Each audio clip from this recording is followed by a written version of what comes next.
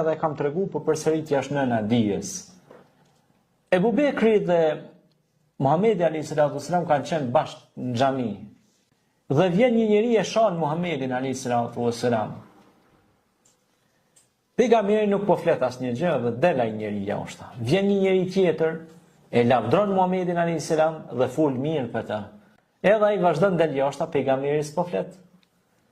Ebu Bekri ishte duke shikuar ngjarjen se si po rrjedh. Dhe pasi përfundon gjithë kjo storie, dalin jashtë dhe i thotë Ebu Bekri: "Ja Resulullah, i pari të shau, ti nuk fol asnjë gjë. I dyti të lavdroj, komplimentoj, nuk fol asgjë. Më trego pse kështu?"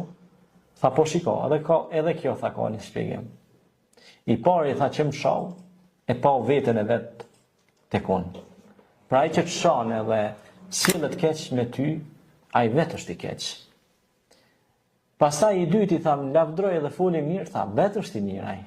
Po. Sepse tha ai është njeriu është sikur pasqyra. Nëse ti e sheh veten pasqyrë, nëse ke vlera dhe je njeri, e sheh mirë veten. Po nëse s'ke vlera, normal se s'e mirë. Je i zhytur, a? Për shembull si e bën me bal, e shem pasqyrë, që na baltoz, duhet mu pastrua, po ja. Po. Prandaj Zoti thot Kur'an ka deflehem në zekah wa qad khaba man dassaha, ka shpëtuar që e pastroi vetveten, pra u largu nga gjërat e shëmtura. Andaj sjellë mirë me njerëzit. Mos u bëj arrogante. Qoftë femër apo mashkull. Po.